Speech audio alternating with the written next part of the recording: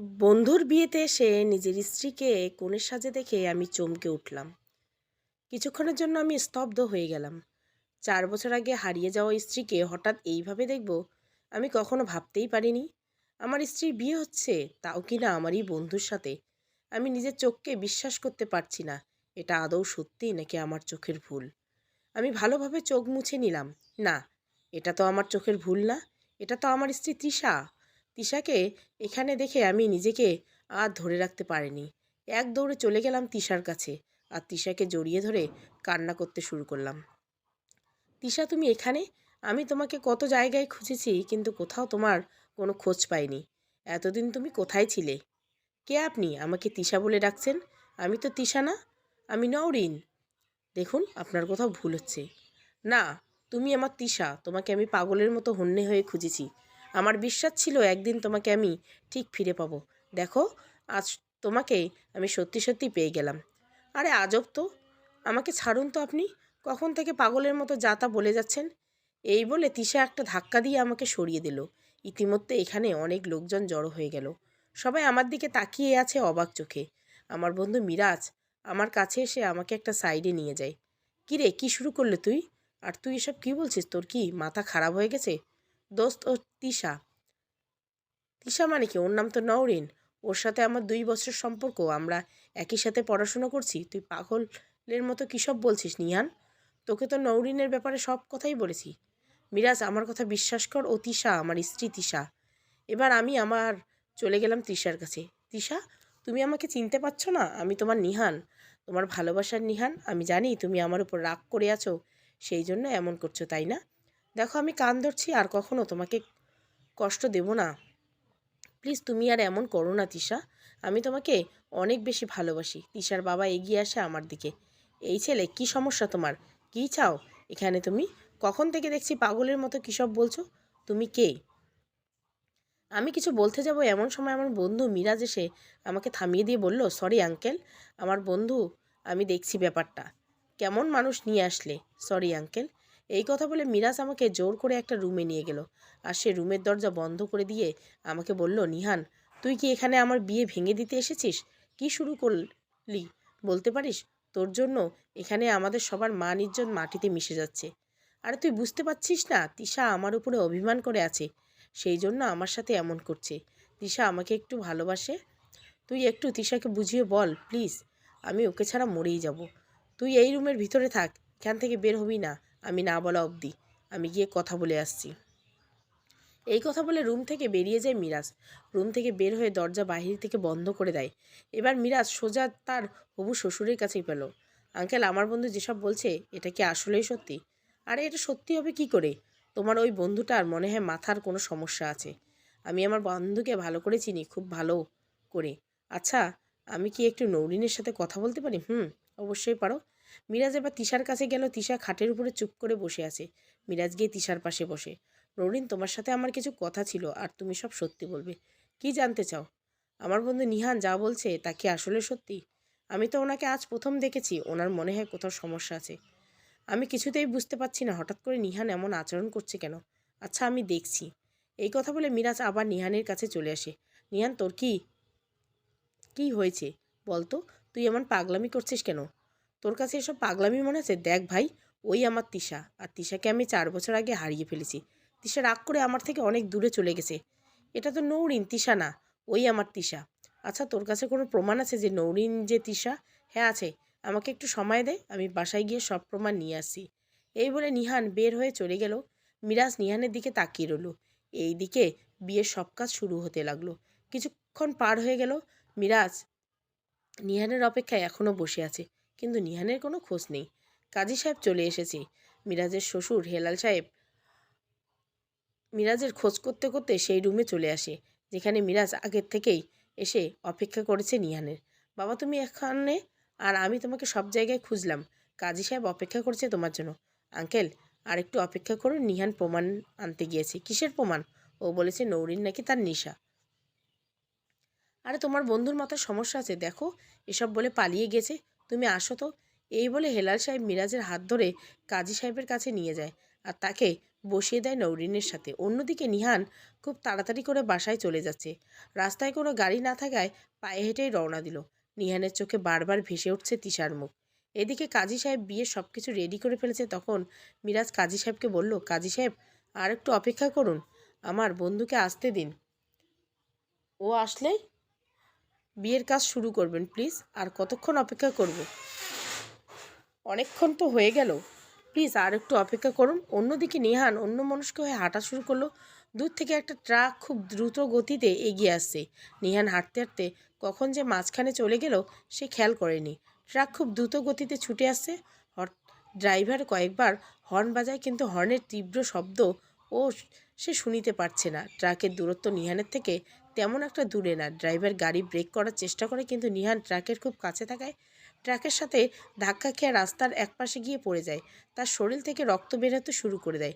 নিহান এবার চোখ খুলে তাকিয়ে দেখে সে চোখের সামনে সব ঝাপসা দেখছে। শরীরে কোনো শক্তি পাচ্ছে না নিহান। এদিকে কাজী আর অপেক্ষা করতে পারছে না। এভাবে আমার সময় নষ্ট করতে পারেন না আপনারা, আমার সময়ের মূল্য আছে।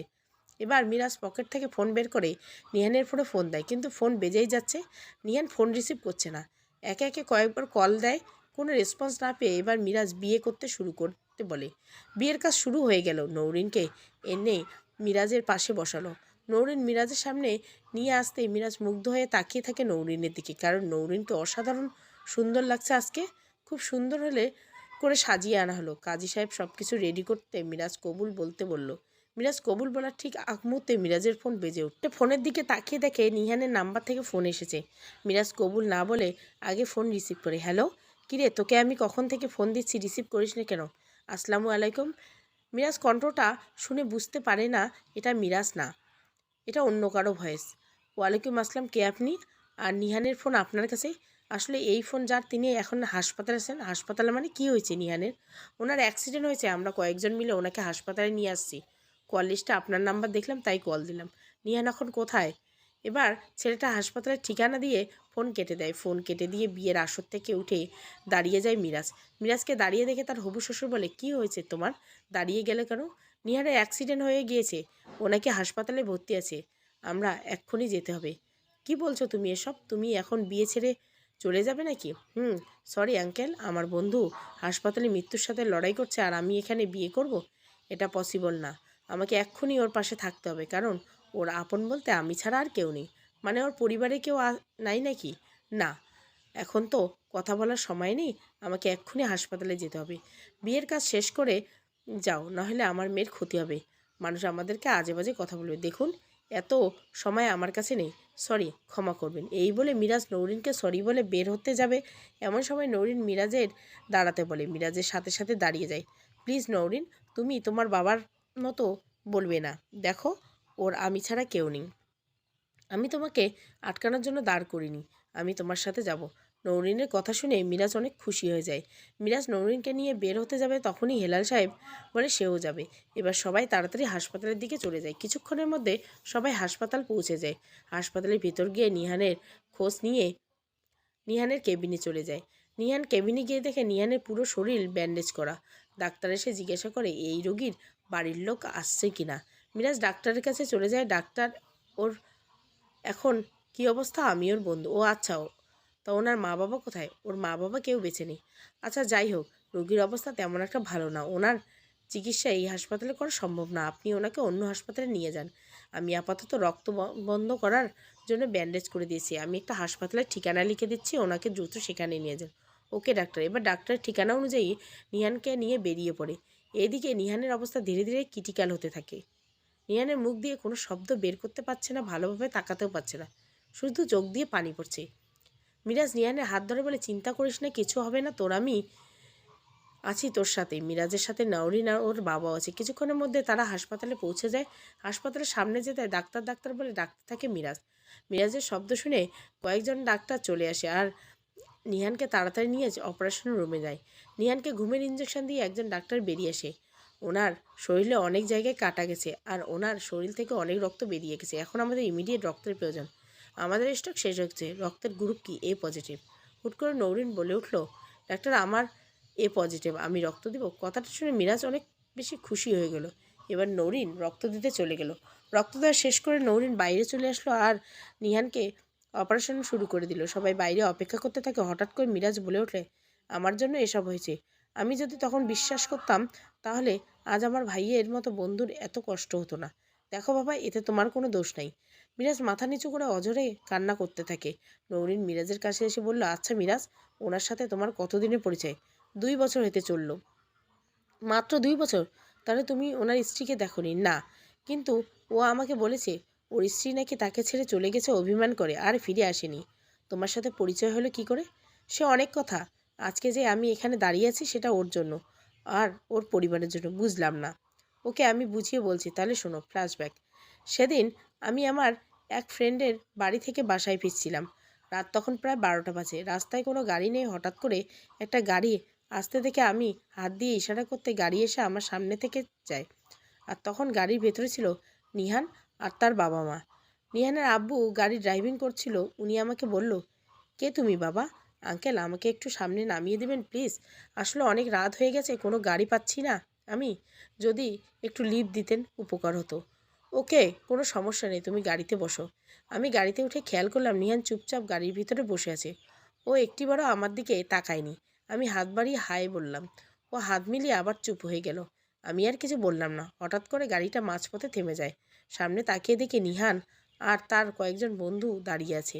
নিহানের সাথে আমার আগের থেকে ঝামেলা চলছে। আমি সবাইকে গাড়িতে বসতে বলে আমি নেমে গেলাম। নিহাল, কি সমস্যা তোর? গাড়ি দাঁড় করালি কেন? তোর জন্য অপেক্ষা করছিলাম। শুনলাম তুই নাকি তোর পরিবারকে নিয়ে আসছিস, তাই তোদের খাতির করার জন্য দাঁড়িয়ে আছি আর কি। দেখ, এত রাতে ঝামেলা করবি না। আর ওরা আমার পরিবার না। আর তোর সাথে আমি এত কথা বলতে চাই না। আমাদের যেতে দে। কেন রে? না দিলে কি করবি? দেখবি কি করি। এই বলতে কয়েকজন এসে মিরাজকে ধরে ফেলে। এটা দেখে নিহান গাড়ি থেকে নেমে আসে। কি সমস্যা আপনাদের? আপনারা এমন করছেন কেন? ওনাকে ছাড়ুন। এই কথা বলে নিহান মিরাজকে ছাড়ানোর চেষ্টা করে। তখনই নিহানের গায়ে হাত তুলে দিল নিহাল। নিহাল রেগে গিয়ে নিহালকে মারতে শুরু করে। এবার ওদের মধ্যে ঝগড়া লেগে যায়। নিহালের হাতে বন্দুক ছিল। নিহাল কিছু করতে না পেরে গাড়ির দিকে গুলি করে শুরু করে। আর সেই গ্লাস ফুটো হয়ে সেই গুলি লাগে নিহালের বাবা মায়ের বুকে। এটা দেখে নিহালও পালিয়ে যায় তার পোলাপানদের নিয়ে। নিহানের বাবা মার মৃত্যুর সময় নিহানকে আমার হাতে তুলে দেয়। আর আমরা দুজনে ওই শহর ছেড়ে চলে আসি। কারণ নিহান অনেকবার ওদের সাথে গ্যাঞ্জাম করেছে। আমি আর কাউকে হারাতে চাই না বলে এই শহরে চলে এলাম। ছেলেটা আপন বলতে আমি ছাড়া আর কেউ নেই। এবার বাস্তবে ফিরে আসি। এসব বলতে বলতে অঝরে কান্না করছে মিরাজ। মিরাজের কথা শুনে সবার খুব খারাপ লেগে যায়।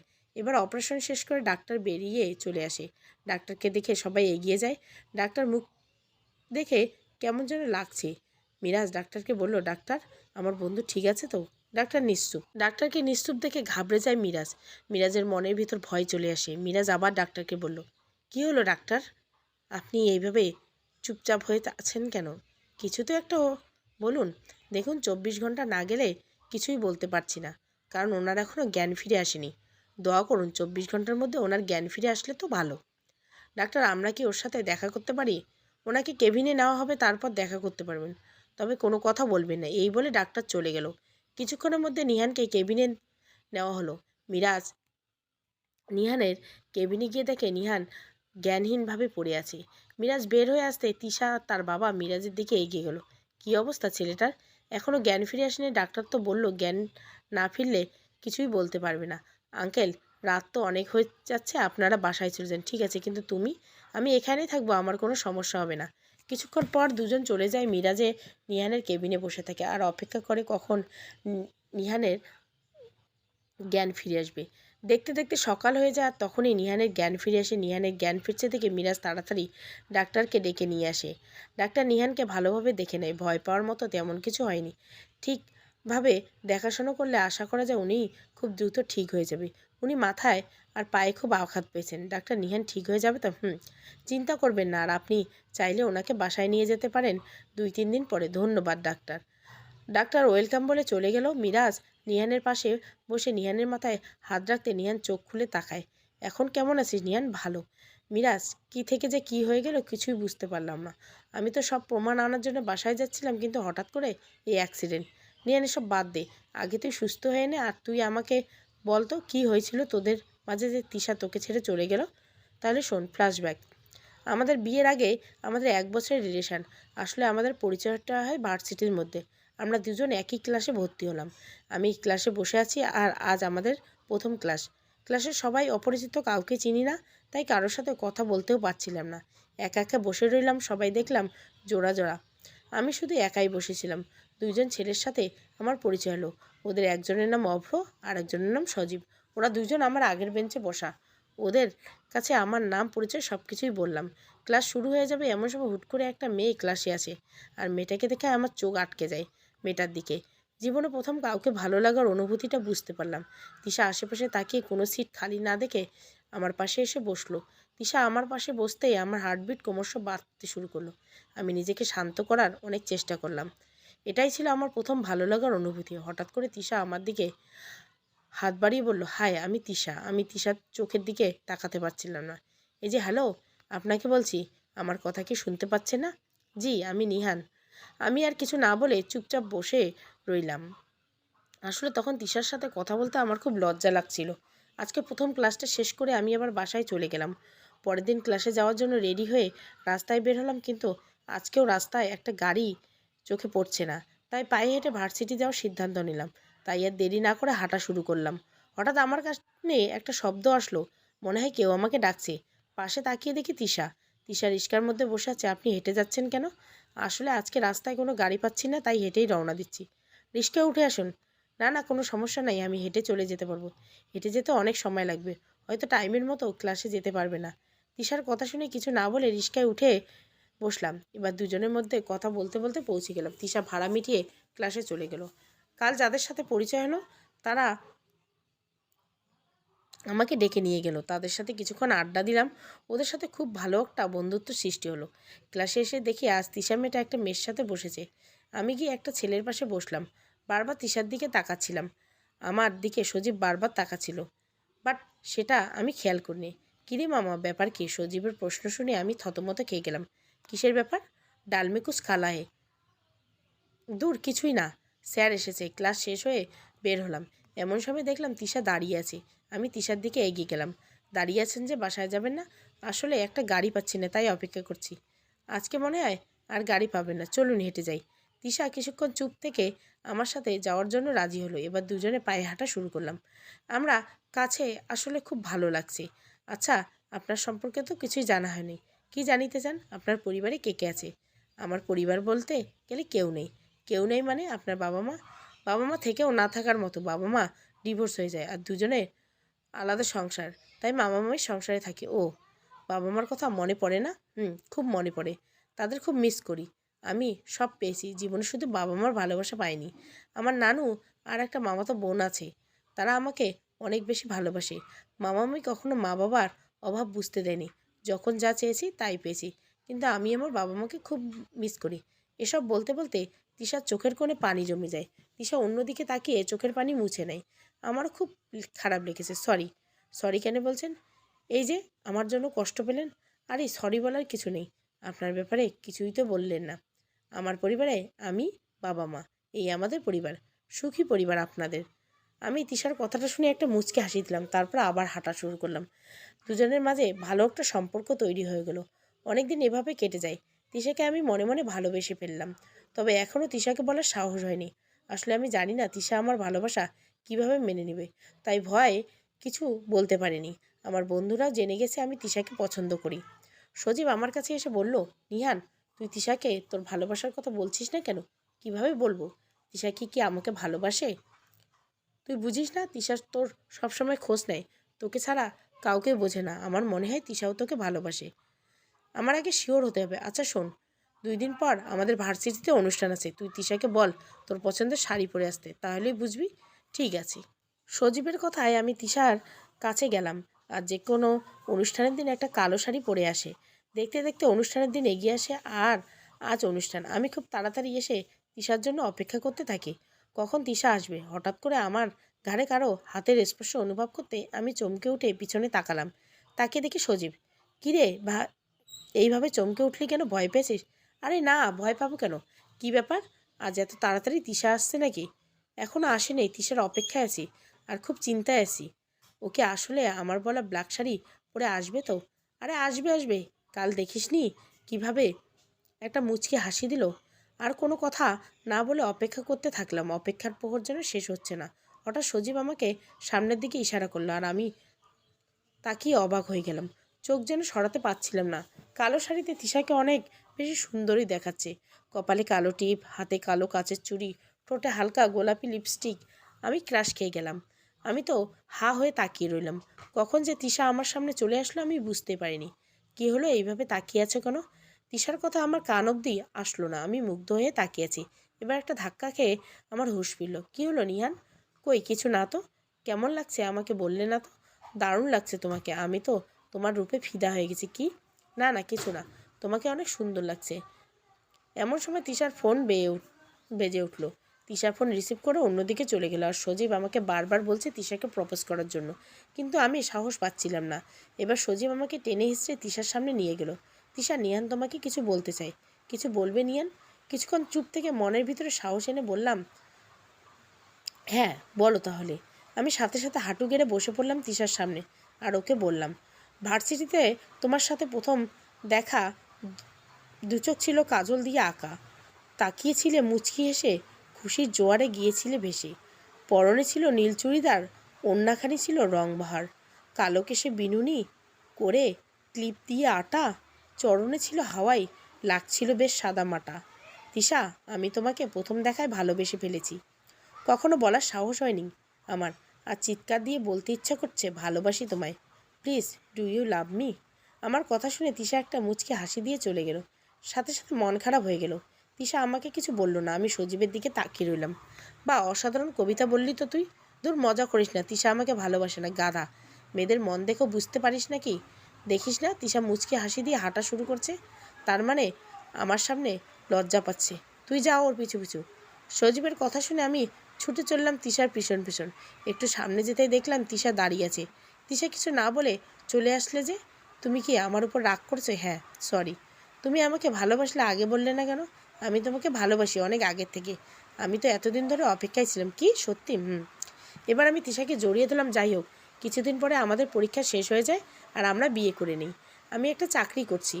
বাবা মা আমাদের থেকে দূরে থাকেন। আমার অফিসের কাছে একটা বাসা ভাড়া নিলাম। আমরা দুজনে ওখানে থাকি। মা বাবা মাঝে মাঝে আমাদের সাথে দেখা করতে আসে। তবে তিশার থেকে কখনো একটা দিনের জন্য দূরে থাকিনি।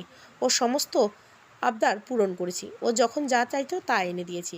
আমাদের দুজনের মধ্যে ভালোবাসার কমতি ছিল না। দুজন দুজনকে খুব ভালোবাসতাম। দুজন দুজনকে সব কাজে সাহায্য করতাম। সব কিছু ঠিকভাবে চলছিল। হঠাৎ করে আমাদের বিয়ের 1 বছর পূরণ হলো। তিশা রাতে আমাকে তাড়াতাড়ি বাসায় আসতে বলে। বাসায় তাড়াতাড়ি কেন আসতে বললো সেটা আমি খুব ভালোভাবেই জানি। তিশা হয়তো মনে মনে ভাবছে আমি ভুলে গেছি। এটা ছিল আমাদের প্রথম বিবাহবার্ষিকী। আমি কি করে ভুলতে পারি? আজ আমার অফিসে অনেক কাজ পড়েছে। এই কাজ শেষ না করে যাওয়া যাবে না। কাল সকালে সব কাগজ জমা করতে পারে। কি করব বুঝতে পারছি না। এদিকে সন্ধ্যা পেরিয়ে রাত নেমে আসলো। তিশা বাসা থেকে বারবার ফোন দিচ্ছে। আগেই বলে রাখি, তিশা খুব রাগী। অল্পতে খুব বেশি রাগ করে বসে থাকে। যাই হোক, গল্পে ফিরে আসি। আমি ফোনগুলো রিসিভ না করে বারবার কেটে দিচ্ছিলাম। কখন যে রাত 12টা বেজে গেছে আমি খেয়াল করলাম না। কাজ শেষ করে অফিস থেকে বের হয়ে দেখি রাত 12টা 45 বাজে। আসলে আমার কাছে খুব খারাপ লাগছে। আমি এবার বাসার দিকে রওনা দিলাম। কিছুক্ষণের মধ্যে বাসায় পৌঁছে গেলাম। বাসার দরজা কলিং বেল বাজালাম। কিছুক্ষণের মধ্যে তিশা এসে দরজা খুললো। দেখলাম তিশা চুপচাপ হয়ে আছে। আমি তিশার চুপচাপ থাকার ব্যাপারটা বুঝতে পেরে ওকে বললাম, তিশা সরি, অফিসে জরুরি কাজ ছিল। সরি বলতে হবে না, কী কাজ ছিল আমি জানি। কখন তো একটা ফুলও আমাকে উপহার দাওনি। কখনো একটা ভালো একটা জিনিসও দাওনি। কখনো আমার জন্মদিনে একটা উইশ অবধি করলে না। কখনো তোমাকে তার জন্য আমি কিছুই বলিনি নিহান। কিন্তু আজ তুমি আমার সাথে যেটা করলে ওটা ঠিক করলে না। তিশা কথাগুলো বলছে আর কান্না করছে। এটা সত্যি যে আমি তিশাকে কখনো কোনো উপহার দেইনি। তিশা চোখের পানি মুছে আবার বলল, সারাদিন কতটা আশায় ছিলাম, তুমি সব আশায় পানি ঢেলে দিলে। তিশা, আমার বিষয়টা বোঝার চেষ্টা করো। আমি আর তোমার কোনো কথা শুনতে চাই না। আমি আর তোমার সাথে সংসার করতে চাই না নিহান। এইভাবে আমি তোমার সাথে থাকতে পারবো না। বাহ, এই তোমার ভালোবাসা তিশা? এই কারণে তুমি আমার সাথে সংসার করতে চাও না? তিশা, একটা কথা বলো তো, আমি কি কখনো তোমার অযত্ন করেছি? হ্যাঁ, আমি কোনো ডে সেলিব্রেট করি না, কারণ এসব আমার কাছে কিছু মনে হয় না। তুমি আমার সাথে যতদিন আছো আমার কাছে 365 দিনই স্পেশাল লাগে, আলাদা কোনো স্পেশাল দিন আমার লাগে না। আমি প্রতিদিন তোমাকে নতুন করে ভালোবাসি। ভালোবাসার মধ্যে কোনো আলাদা ডের প্রয়োজন হয় না তিশা। এসব বলে কোনো লাভ নেই নিহান। তুমি আমাকে কেমন ভালোবাসো সেটা আজ প্রমাণ করে দিলে। আসলে আমি বুঝতে পেরেছি সব কিছু। কই, আগে তো তুমি এমন ছিলে না। কখন তো আমার ফোন ইগনোর করতে না, যতই কাজ থাকতো তুমি সব ফেলে আমার কাছে চলে আসতে। হয়তো তুমি এখন নতুন কাউকে পেয়েছো, তার জন্য এমন করছো। তিশার মুখে কথাটা শুনে নিজেকে কন্ট্রোল করতে পারলাম না। গায়ের সব শক্তি দিয়ে তিশার গালে একটা চড় দিলাম। এক চড়। তিশা গালে হাত দিয়ে কান্না করতে শুরু করে। আমার হাতে থাপ্পড় খেয়ে কান্না করতে শুরু করে তিশা। বা নিশান, আজ তুমি আমার গায়ে হাত তুললে। তোমার ভালোবাসা আজ আমার জানা হয়ে গেছে। আমি আর থাকতে চাই না তোমার সাথে। তোমার মতো মানুষের সাথে আমি এতদিন থেকেও তোমার আসল রূপ আমি দেখতে পেলাম না, আজ তুমি দেখিয়ে দিলে। এই বলে তিশা নিজের রুমে চলে গেল। আর সে কিছুক্ষণের মধ্যে নিজের জামাকাপড় গুছিয়ে বের হয়ে চলে আসে আমার সামনে। তিশা আমার সাথে কোনো কথা না বলে বাসা থেকে বের হয়ে যেতে যায় এত রাতে। তিশা, তুমি কি পাগল হয়ে গেলে? এত রাতে তুমি কোথায় যাবে? দেখো, আমি ইচ্ছে করে তোমার গায়ে হাত তুলতে চাইনি, আর আমি চাইনি তোমার গায়ে হাত তুলতে। প্লিজ তিশা, এমন করো না। আমি তোমাকে সত্যি অনেক বেশি ভালোবাসি। তিশা আমার কোনো কথা না শুনে বাসা থেকে বের হয়ে যায়। আমি অনেক আটকানোর চেষ্টা করি, কিন্তু তিশা আমার কোনো কথাই শুনে না। তিশা একটা গাড়িতে উঠে চলে যায়। তিশা নিজের ফোন অফ করে রাখে। আমি ওর নাম্বারে বারবার কল দিতে থাকি। ওটাই ছিল তিশার সাথে আমার শেষ দেখা। একদিন পার হয়ে যায়, কিন্তু তিশার ফোন এখনও অফ। আমি ওর মামার বাড়ি চলে যাই, কিন্তু সেখানে গিয়ে দেখি কেউ নেই, ঘরে তালা ঝুলছে। আমি কয়েকজন লোককে জিজ্ঞাসা করে জানতে পারি তারা নাকি এই বাসা ছেড়ে চলে গেছে। আমি অঝরে কান্না করছিলাম তখন। আমি আশেপাশে সব জায়গায় খোঁজ লাগাতে শুরু করতে থাকি, কিন্তু কোথাও আমি তিশার খোঁজ পাইনি। আমার বাবা মা আমাকে দেখতে চলে আসে। দেখতে দেখতে অনেক দিন কেটে যায়। তারপর থেকে আমি আর তিশার খোঁজ পাইনি। এমন কোনো জায়গায় বাদ রাখিনি, এমন কোনো থানায় আমি বাদ রাখিনি যেখানে আমি তিশার খোঁজ নেই। কিন্তু আমি তিশার খোঁজ পেলাম না। এবার বাস্তবে ফিরে আসি। মিরাজ, আমি ওই দিনের ঘটনার পর তিশাকে তোর বিয়েতে দেখলাম। বিশ্বাস কর, ও আমার তিশা। আমি তিশাকে চিনতে ভুল করিনি। আমি প্রথম দেখায় তিশাকে চিনতে পেরেছি। হঠাৎ করে সামনের দিকে তাকিয়ে দেখি তিশা আর তিশার বাবা দাঁড়িয়ে আছে আমার সামনে। মনে হয় তারা আমার সব কথাই শুনতে পেয়েছে। এবার তারা আমার দিকে এগিয়ে আসে। মিরাজ তাদের দেখে বলল, আঙ্কেল, আপনারা কখন আসলেন? অনেক আগে এসেছি, আর তোমাদের সব কথা আমি শুনেছি। তিশার বাবা নিহানের পাশে এসে নিহানের মাথায় হাত রেখে বলল, এখন কেমন আছো বাবা? ভালো আঙ্কেল। আসলে আমারই সব দোষ, আমার জন্য তোমার আজ এই অবস্থা। আমি যদি তোমাকে অবিশ্বাস না করতাম, আর যদি প্রথমে সত্যিটা বলে দিতাম, তাহলে এসব কিছুই হতো না। আঙ্কেলের কথা শুনে মিরাজ বলল, কি বলছেন এসব আপনি? আপনারা কথা আমি কিছুই বুঝতে পারছি না আঙ্কেল। বাবা, আমি যদি তখন বলে দিতাম ও আসলেই তিশা, তাহলে আজ এত কিছু হতো না। আমি তিশাকে হারাতে চাইনি বলে আমি সত্যিটা কাউকে বলতে পারিনি। আমাদের কোনো সন্তান না থাকায় আমরা তিশাকে নিজের মেয়ে করেই রেখে দেই। তিশা, এসব কি বলছো বাবা? আমি তিশা মানে? মারে, তুই আসলে আমাদের নিজের মেয়ে না। আমরা তোকে রাস্তায় পেয়েছিলাম, তোর মামা আমার হাতে তুলে দিয়ে যায়। বাবা, এসব কি বলছো? আমি বলছি সব কিছু। সেদিন আমি আর তোর মা আমার স্ত্রী একটা বিয়ে বাড়ি থেকে ফিরছিলাম। তখন অনেক রাত, হঠাৎ করে দেখলাম একটা গাড়ি অ্যাক্সিডেন্ট হয়ে পড়ে আছে। আশেপাশে অনেক লোকজন জড়ো হয়েছে গেছে, কিন্তু কেউ গাড়ির দিকে এগিয়ে আসছে না। তখন আর কোনো উপায় না পেয়ে আমি গাড়ির সামনে চলে আসি। ওখানে গিয়ে দেখি তিশার মামি মারা গেছে, কিন্তু তিশা আর তার মামা এখনও ঠিক আছে। এটা দেখে আমি দেরি না করে কিছু লোকজন নিয়ে সবাইকে গাড়িতে তুলে হাসপাতালে নিয়ে গেলাম। ওখানে অনেকে আমাকে প্রশ্ন করে, ওনারা আপনার কে হন? তখন বলি, ওনারা আমার আত্মীয়। এসব বলে হাসপাতালে নিয়ে গেলাম। কিছুক্ষণের মধ্যে তিশার মামাও মারা যায়। তিশার মামা মারা যাওয়ার আগে তিশাকে দেখে রাখতে বলে। আমাদের কোনো সন্তান না থাকায় তিশাকে আমাদের নিজের মেয়ের মতো করে আমরা রাখি। তিশার মাথায় আঘাত পাওয়ার কারণে ডাক্তার বলে তিশা আগের সব স্মৃতি ভুলে গিয়েছে, তাই এখন তিশা আর অতীত ভুলে গিয়েছে। তিশা এই কয়েকদিনের মধ্যে আমাদের পরিবারের একজন হয়ে যায়। তিশার মুখ থেকে আমি বাবা ডাক শুনতে পাই। তখন আমার প্রথম অনুভূতি হয় বাবা ডাক কেমন হয়। সেই জন্য আমি তিশাকে হারাতে চাই না। এই বলে উনি কান্না করছেন। তিশা তার বাবার চোখের পানি মুছে দিচ্ছে। তিশা, বাবা, এসব কি বলছো তুমি? হ্যাঁ রে মা, আমি তোর আসল বাবা না, আর কে তোর বাবা মা আমি সেটাও জানি না, কিন্তু ছেলেটার মুখে এসব শুনে আর আমি সত্যিটা লুকিয়ে রাখতে পারলাম না। আমাকে ক্ষমা করে দিস বাবা। মারে, যে ছেলে এতগুলো বছর মানুষের সামনে তোর জন্য পাগলের মতো ছুটে চলে যেতে পারে, সে যাই হোক মিথ্যে বলতে পারে না। তোর এখন হয়তো কোনো কিছুই মনে নেই, কিন্তু আবার সব মনে পড়বে, হয়তো নাও পড়তে পারে। আমি চাই না তোদের আলাদা করতে। তিশার বাবা এবার নিহানের দিকে এগিয়ে যায় আর তিশাকে নিহানের হাতে তুলে দেয়। তারপর দেখতে দেখতে 1 মাস কেটে যায়। তিশা নিহানের খুব খেয়াল রাখতে শুরু করে দেয়। কিছু দিনের পর নিহান আর তিশার আবার বিয়ে দেওয়া হয়। আজ নিহান আর তিশার বাসর রাত। বাসর ঘরে বসে আছে তিশা, অন্যদিকে মিরাজ আর নিহান দাঁড়িয়ে আছে। মিরাজ নিহানকে বলল, নিহান, অনেক রাত হয়ে গেছে, তিশা তোর জন্য অপেক্ষা করছে। নিহান কোনো কথা না বলে মিরাজকে জড়িয়ে ধরে কান্না করতে শুরু করে। নিহান, কি হলো তোর? তোর জন্য আমি আমার তিশাকে ফিরিয়ে পেলাম, তোর কথা আমি কোনোদিনও ভুলবো না। হয়েছে, এবার তুই ভিতরে যা। নিহান এবার ভিতরে চলে যায়। অন্যদিকে মিরাজ তার চোখের পানি মুছে, কারণ সে তার নিজের ভালোবাসাকে শেষ করে দিল। একটু খারাপ লাগলো, সে অনেক খুশি, কারণ সে নিজের বন্ধুর মুখে হাসি ফুটিয়ে তুলতে পেরেছে। অন্যদিকে নিহান বাসর ঘরে ঢুকে সে গিয়ে তিশার পাশে বসে আছে। তিশা দেখছে, আমি তোমাকে আবার ফিরে পেলাম। আমি জানতাম তোমাকে আমি ঠিক খুঁজে পাবো একদিন। তিশা, তুমি কি আমাদের ফেলে আসা সেই অতীত ভুলে গেলে? তিশা নিহানের দিকে তাকিয়ে একটা মুচকি হাসি দিয়ে বলল, ভুলে গিয়েছি তো কী হয়েছে, আবার নতুন করে তো সব শুরু করাই যায়।